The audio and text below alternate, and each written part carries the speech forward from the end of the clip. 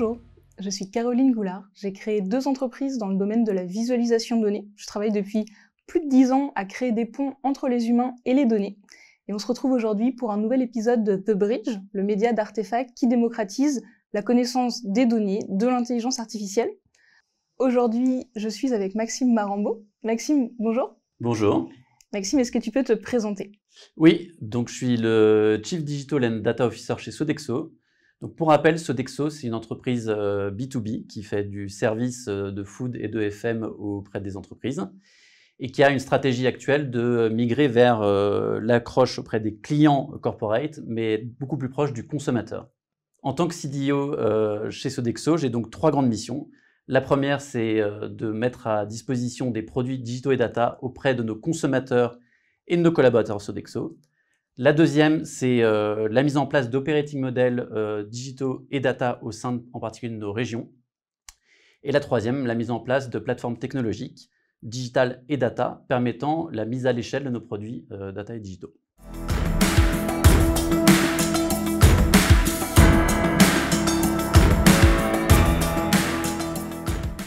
Si on doit rentrer dans le plus concret, est-ce que tu peux nous raconter l'histoire? Comment c'est passé d'un petit laboratoire à cette organisation?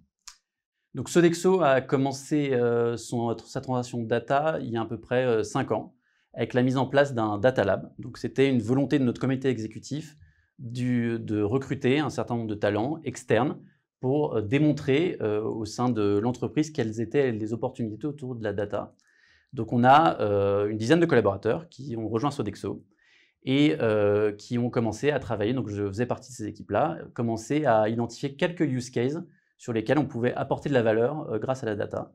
Donc dans ces use cases, on a des use cases de prédiction de fréquentation. Donc Sodexo, pour rappel, c'est la mise en place de repas auprès des collaborateurs d'entreprise. Un des éléments principaux de notre capacité à faire de l'efficacité, c'est d'être capable de prédire le nombre de personnes qui viendront sur ces sites. Et donc on a commencé à construire un use case de prédiction de fréquentation pour nos gérants de restaurants, et donc les aider à optimiser la manière dont ils produisent et le nombre de ressources à staffer sur site. Donc c'est un des 3 use cases qu'on a commencé à mettre en place au cours de cette phase de Data Lab. Ensuite, on a voulu passer d'un modèle Lab à un modèle Factory pour gérer 2 problèmes principaux qu'on avait. Le premier, c'était qu'on était encore dans un mode pool auprès du business, où on allait finalement les voir, nous, avec les idées potentielles de use case data qu'on pourrait délivrer pour eux, et non pas dans un modèle pool, en s'assurant que le sponsorship et le fait de porter les initiatives venaient plutôt du business et de la région. Donc ça, c'est le premier élément qu'on a changé. Et le deuxième, c'est le modèle de delivery de nos produits. On est passé d'un modèle lab où on était une entité data à côté de l'IT, à un modèle factory où cette entité data a vraiment la responsabilité end-to-end de la construction des produits pour en faire le déploiement à l'échelle, l'industrialisation et le déploiement à l'échelle. Et récemment, on est passé dans une 3e phase qui est le rapprochement de la data et du digital pour justement supporter le pivot de Sodexo autour du consommateur. Donc la distinction qu'on fait chez Sodexo entre les produits data et les produits digitaux, c'est que les produits data sont surtout à orientation interne pour nos collaborateurs, dans quelle mesure la data peut les aider à prendre les bonnes décisions. La partie digitale est surtout le fer de lance de notre pivot vers le consommateur. Donc dans les produits digitaux, c'est la capacité à déployer des applications mobiles auprès de nos consommateurs. Et donc, et en particulier, comment on s'assure que dans ce pivot-là, on récupère un maximum de données pour mieux comprendre nos consommateurs et être mieux capable de les servir et au plus proche de leurs besoins. Donc c'est à peu près 5 ans de transformation chez Sodexo qui ont permis maintenant, dans l'état actuel, d'avoir une dizaine de produits data qui sont déployés à l'échelle, c'est-à-dire sur un certain nombre de pays, et 3 applications consommateurs clés qu'on délivre en centrale pour nos régions. Et un exemple d'application consommateur, donc c'est la capacité pour nos consommateurs Sodexo d'avoir accès au menu de ce qui est produit sur site, de faire du click and collect, click and delivery, donc l'ensemble des fonctionnalités classiques d'un retailer food dans une ère moderne actuelle.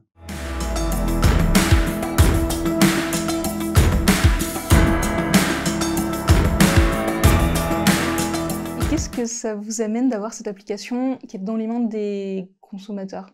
Enfin, vous en faites quoi au final des données qui remontent de cette application? Donc, c'est absolument primordial pour notre capacité justement à mieux comprendre notre consommateur. Donc, pour rappel, comme je disais, Sodexo est une entreprise B2B, donc c'est-à-dire qu'on vend des services à nos clients, mais on délivre ces services à leurs collaborateurs.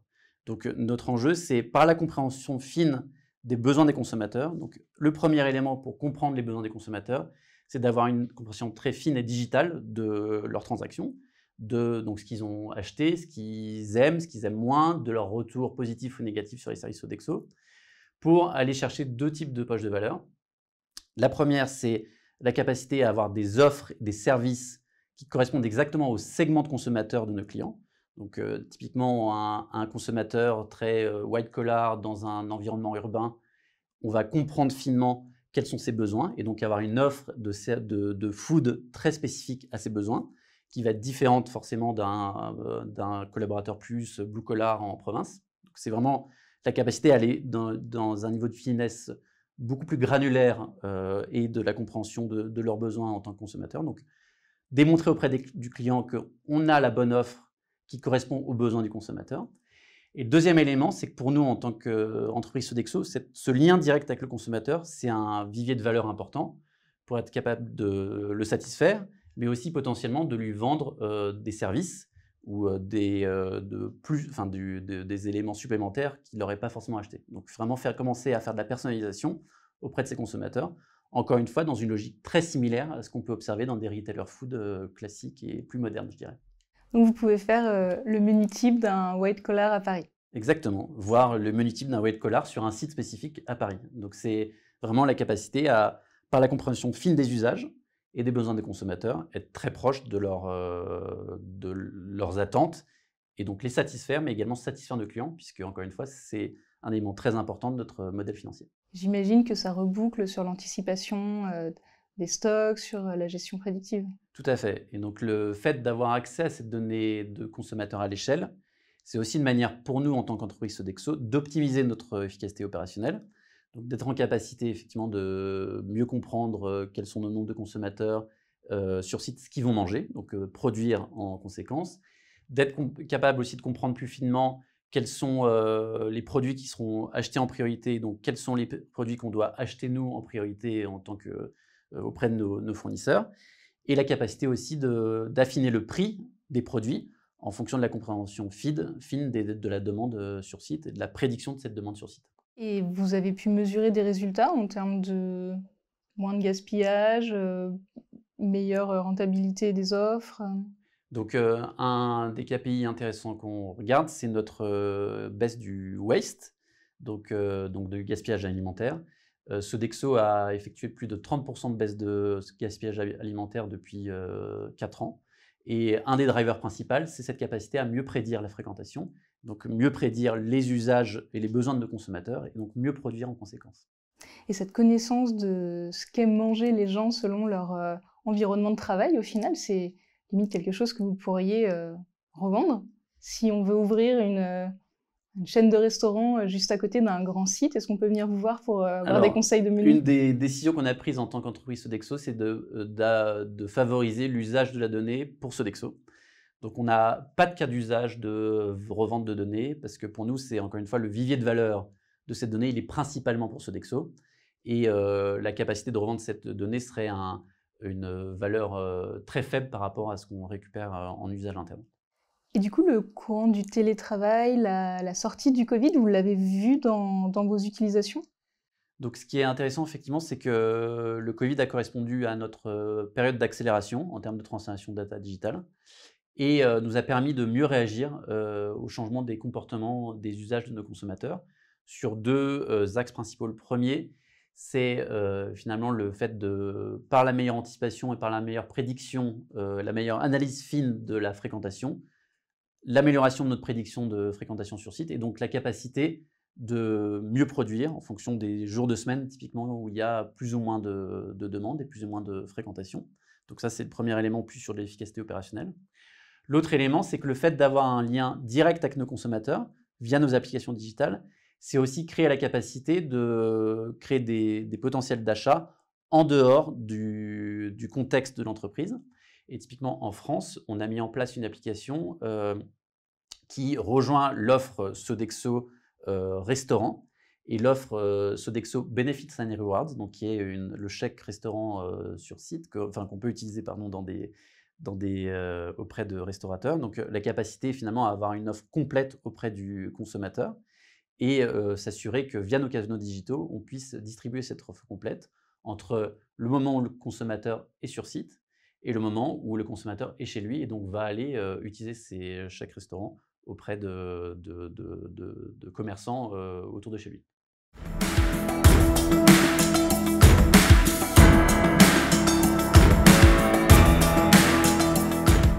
Alors, je me demandais tout à l'heure, tu nous expliquais que dans les étapes de l'histoire de la data chez Sodexo, l'étape 2, il y a vraiment eu un twist entre eux, on pousse des solutions data, et finalement c'est les départements, les régions qui viennent nous adresser leurs problèmes. C'est une étape importante vers plus de maturité de la data. Et alors, comment tu arrives à ça? C'est-à-dire que des gens qui jusque-là n'avaient pas de guichet, n'étaient pas confrontés à la data au quotidien, se mettent à avoir des idées de choses à vous demander. Donc, effectivement, ça, je pense que c'est une vraie spécificité de Sodexo, dans la manière dont on a opéré notre transformation data, et qui s'est mis en place autour de 3 grands piliers. Le premier, c'est la proximité qu'on a créée avec nos patrons de région opérationnels, le patron stratégique et marketing des régions, pour les éduquer autour du potentiel autour de la donnée et des produits data. Le deuxième, c'est qu'on a travaillé avec eux dans le détail sur la compréhension fine finalement de ce potentiel autour de la data, comment il répond à leur stratégie business très spécifique régionale. Et dans un troisième temps, la capacité à construire des solutions spécifiques pour les besoins de la région. Je vais prendre un exemple. On a un use case qui est très impactant, qui est le use case de la définition du prix auprès du consommateur sur site. C'est un use case sur lequel on travaille auprès de nos 3 régions principales, donc UK, France et US. Dans la manière dont on a positionné le pricing dans la stratégie business de la région, dans la manière dont on a construit le produit pour répondre aux attentes de ces 3 régions, on a eu 3 approches spécifiques. En revanche, dans la manière dont on a délivré le produit, donc finalement dans l'accès à la donnée, le processing autour de cette donnée, l'exposition de ce produit, on a cherché à avoir une approche la plus globale possible. Donc, ce qui est intéressant dans la manière dont on a construit notre approche de transformation, c'est qu'on a créé des canaux très spécifiques et très custom, je dirais, auprès des régions, donc pour vraiment répondre à leurs enjeux spécifiques. En revanche, dans notre capacité à faire de la delivery, on a été très systémique. Donc, pour avoir finalement le meilleur des 2 mondes, c'est-à-dire le spécifique, mais aussi le systémique dans la capacité à délivrer pour un coût moindre un ensemble de besoins différents.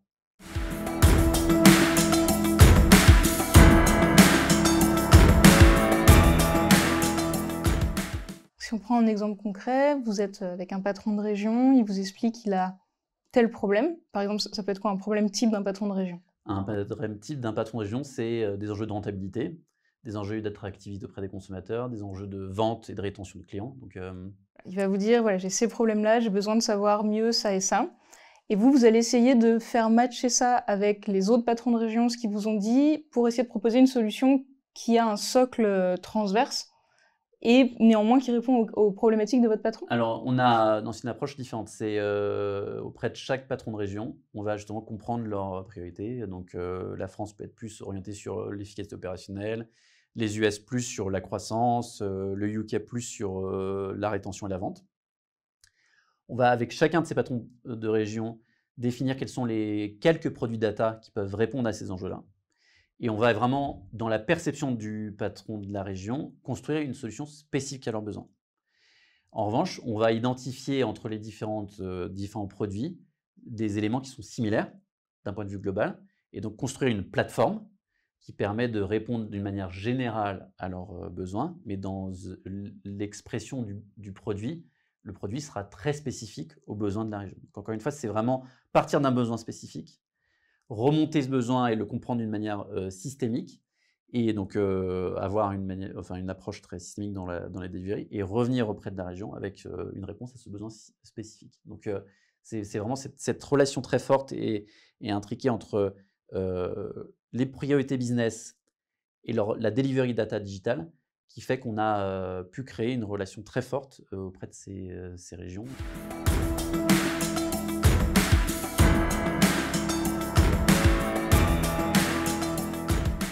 Donc une vraie culture au service de vos équipes locales. Tout à fait. Et ça, c'est un élément qui vous différencie d'autres grands groupes en termes d'organisation, dans votre connaissance de comment ça se passe ailleurs, comment vous vous situez?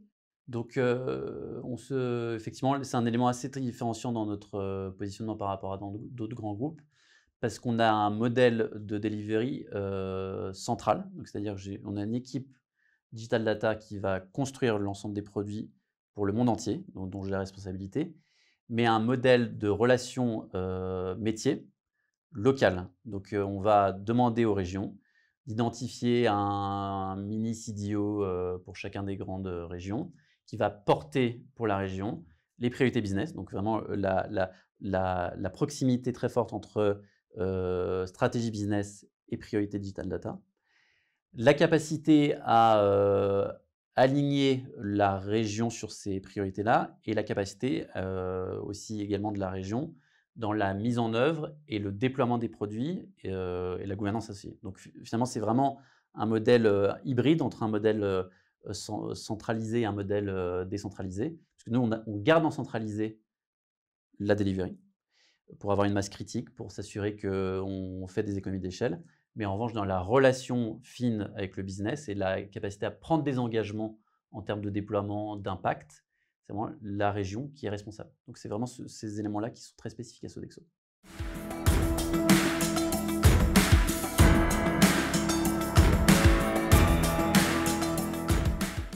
Et alors, autre chose très spécifique à Sodexo quand même, vous êtes un groupe qui parle de nourriture, de repas, d'alimentation.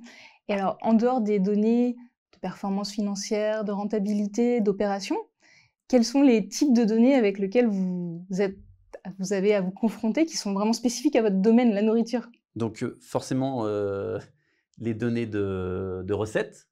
Donc, on produit énormément de recettes tous les jours, hein. Les données d'achat, donc d'achat de food en particulier, et les données consommateurs, donc de retail, hein, qui sont qu'est-ce que les consommateurs vont consommer tous les jours dans les restaurants.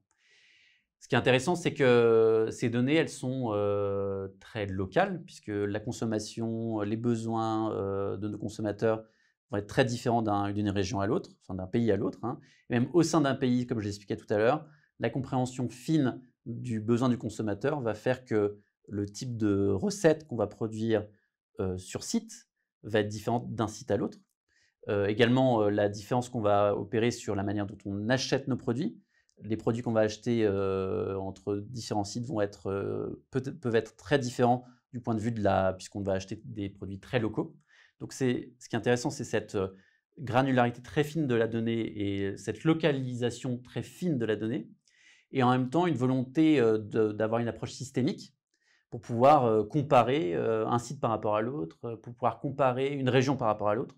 Donc on a aussi toute une approche permettant, un peu dans la logique de la relation métier régional et delivery global, cette capacité d'avoir une vision très fine et une customisation très fine de la spécialité locale du site et la capacité finalement de remonter ces informations à un niveau central. Donc ça va sur une échelle très granulaire.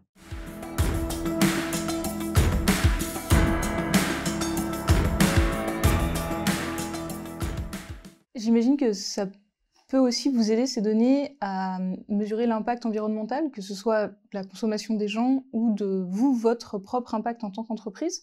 Est-ce que ça vous sert à ça aussi? Donc, c'est vrai qu'on a une vraie approche CSR dans la manière dont on construit nos produits digitaux et data, puisque le CSR est un des piliers stratégiques de l'entreprise Sodexo. Et ça va avoir plusieurs incarnations. La première, c'est finalement la capacité à réduire le waste. On a des engagements très précis sur notre réduction du gaspillage alimentaire au global. Et la capacité de prédire la fréquentation, prédire la demande des consommateurs, c'est un élément absolument critique pour pouvoir vraiment réduire au maximum notre gaspillage alimentaire. Donc ça, c'est un premier élément. Le deuxième élément, c'est que dans la capacité à déployer nos applications digitales, donc c'est la création d'une interaction directe entre Sodexo, l'entreprise et le consommateur, c'est aussi une manière d'informer le consommateur sur l'impact CSR, donc l'impact carbone, des différents choix qu'il va faire dans ses habitudes de consommation. Donc on expose auprès du consommateur l'impact carbone, l'éco-score de chacun des produits et des menus qu'on va lui servir sur site et ce qu'il va acheter via l'application mobile. Et un troisième élément important dans la manière dont on a vraiment un CSR by design dans nos produits data, c'est qu'on a dans l'optimisation de notre supply, donc c'est un très gros sujet, hein, Sodexo, on achète de plusieurs milliards de food par an. Et l'optimisation de la supply, maintenant, n'est plus du tout qu'économique, c'est aussi une optimisation de la supply par impact carbone. Donc on va aider nos acheteurs à comprendre l'impact d'un choix, d'une référence produit par rapport à une autre, sur l'impact carbone de Sodexo en scope 3. Donc ces éléments-là sont très importants pour nous en tant qu'entreprise, pour s'assurer qu'on est digital and data by design, dans la manière dont on optimise notre impact CSR global.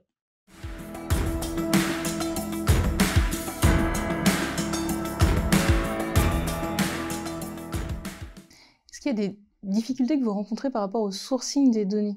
J'imagine que c'est pas forcément de la donnée toujours très propre. C'est clairement pas de la donnée toujours très propre. Donc, comme toute entreprise, on a des enjeux de qualité de données qu'on va adresser suivant deux axes. Un axe très process, gouvernance classique, donc la mise en place de domaines de données, la mise en place de data governors qui ont la responsabilité de porter la mise en qualité de la donnée. Donc on a des grands domaines de données, clients, food, supply, CSR. Donc comment on s'assure qu'au sein de ces différents domaines, on a vraiment quelqu'un qui porte la vision de la mise en qualité de la donnée. Donc une approche très process. Et de l'autre côté, une approche plutôt technologique, donc en utilisant des solutions IA, des solutions d'IA générative, la capacité à améliorer la qualité de la donnée et donc trouver des alternatives, ou en tout cas des raccourcis pour pouvoir utiliser cette donnée rapidement. Donc c'est vraiment l'addition de ces deux approches-là qui nous permet d'améliorer la qualité de la donnée. Encore une fois, c'est un des enjeux principaux de notre capacité à déployer de la valeur à l'échelle, puisque sans qualité de données, encore une fois, à l'échelle, on ne pourra pas avoir un impact à l'échelle.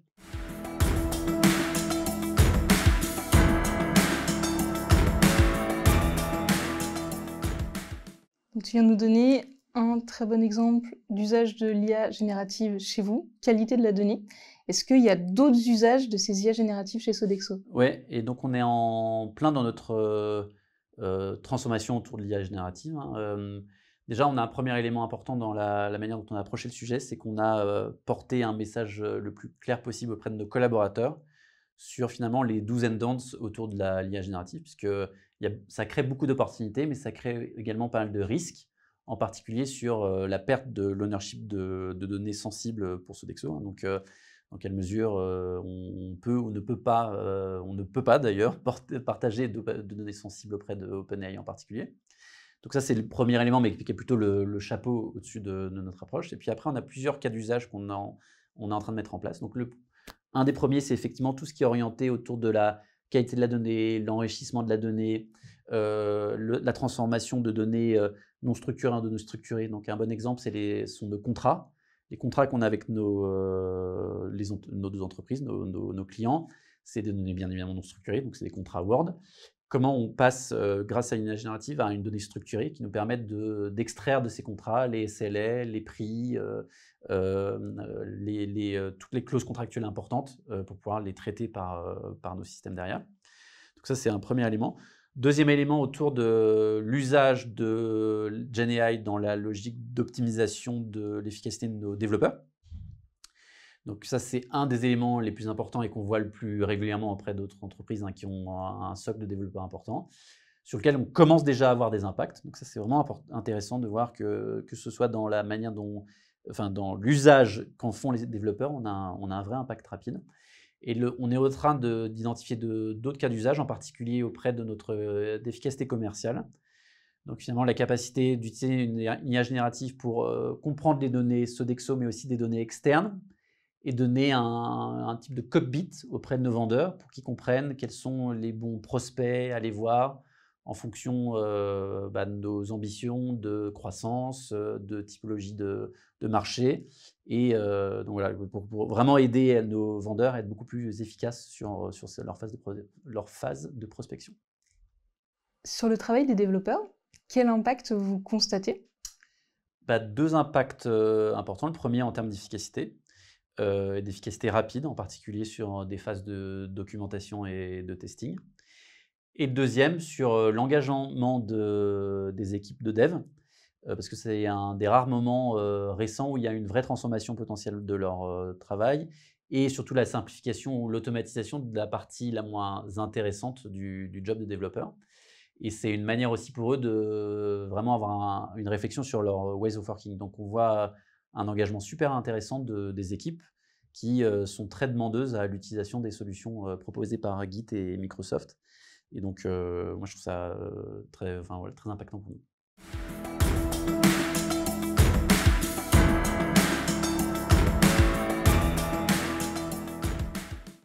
Et ça tombe bien, ça nous permet de rappeler que derrière toute cette histoire de la data, il y a des personnes, des développeurs, mais pas que.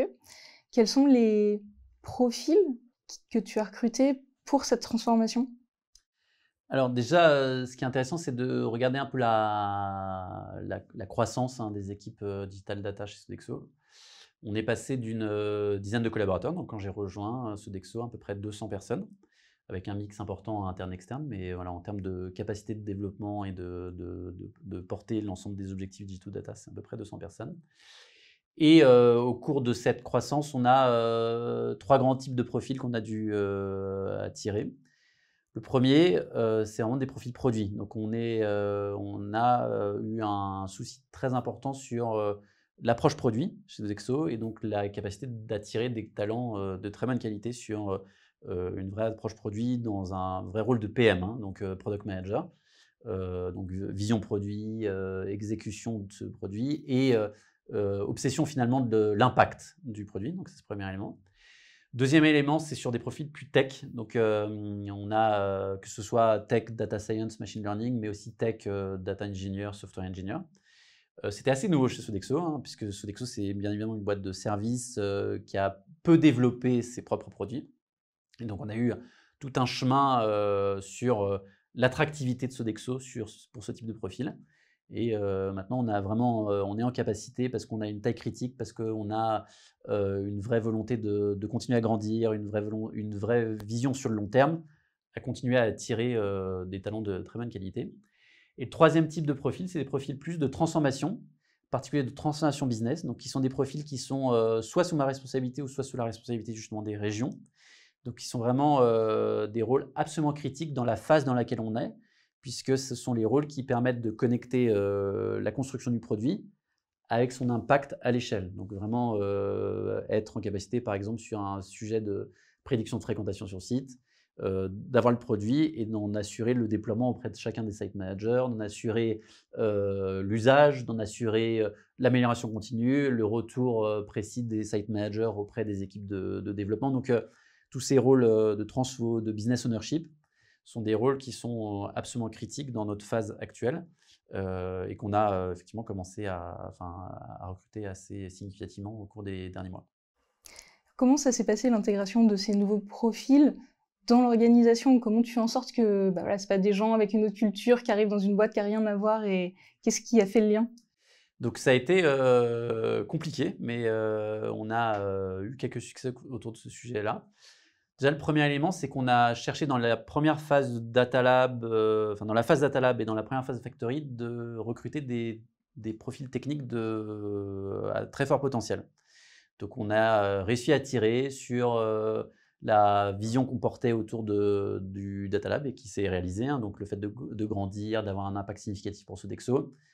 On a réussi à tirer des talents de très bonne qualité. Donc ça a été l'effet boule de neige positif, donc par ces talents de très bonne qualité, ils ont attiré eux-mêmes finalement des collaborateurs parce que dans les profils techniques en particulier, ils ont souvent besoin d'avoir un référent technique de très bon niveau pour pouvoir se projeter et continuer à apprendre. Donc ça, c'est un élément important, je pense, très endogène à Sodexo.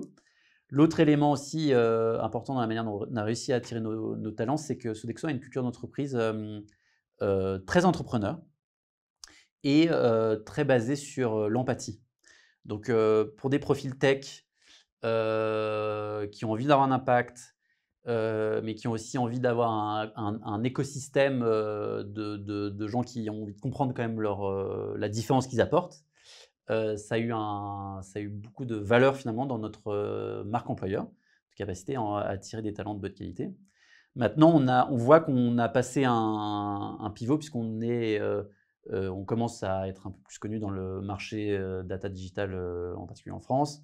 Donc on a une taille critique qui fait que toute cette phase de recrutement est un peu plus simple, même si elle reste compliquée comme tout le monde, hein, mais on voit vraiment qu'on a réussi à opérer un cliquet par cette masse, cette taille critique des équipes, quoi.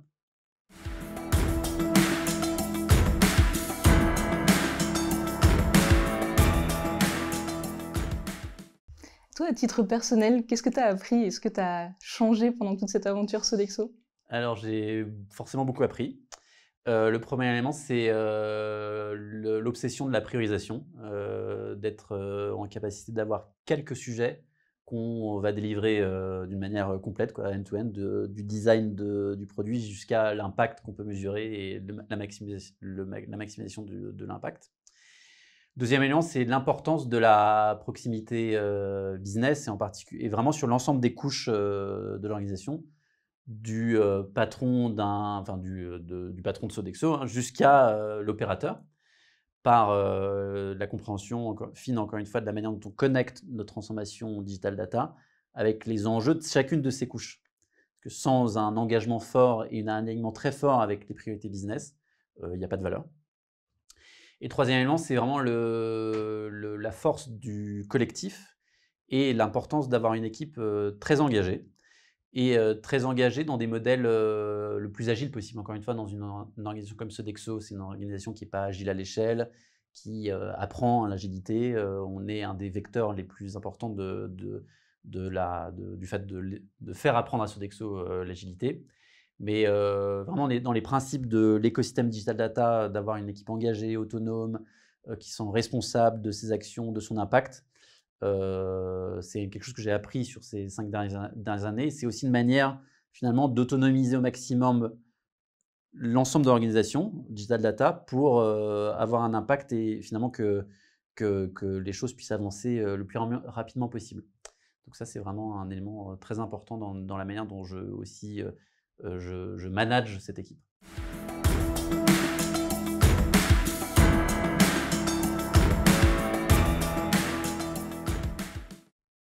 Comment tu te projettes à 4-5 ans dans ton métier?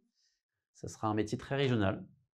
Donc, ça sera la capacité de chaque région, chaque business unit à vraiment porter la delivery de ses produits digitaux data. Donc, c'est-à-dire que l'incarnation très globale qu'on a actuellement, elle sera beaucoup moins vraie et elle sera peut-être plus sur de la coordination au sein des différentes régions. Le deuxième élément, je pense, c'est l'importance de casser les silos d'une manière complète. Finalement, on a des grands piliers de transformation autour de la supply, de la manière dont on vend à nos consommateurs, l'interaction avec nos consommateurs. Et ces piliers de transformation, ils seront vraiment incarnés d'une manière end-to-end au sein de l'organisation, donc que ce soit d'un point de vue digital data, d'un point de vue technologique, mais aussi auprès des métiers. Donc finalement, ce serait plus digital data d'un côté et métier de l'autre. C'est vraiment des transformations complètement intégrées. Et le dernier élément, je pense que c'est la capacité de l'accès à la data et au digital, donc ce que j'exprimais au sein de la région, mais même auprès de chaque collaborateur. Donc la capacité pour chaque collaborateur, en utilisant des solutions comme l'IA générative dans son incarnation dans 5 ans, en self-usage, quoi. Finalement, vraiment la capacité de construire des algorithmes en tant que collaborateur sur de la donnée auquel on a accès. Et non plus de devoir attendre finalement la delivery d'une équipe centrale ou régionale. Voilà à peu près les grands changements qu'on pourrait voir s'opérer dans les 5 prochaines années.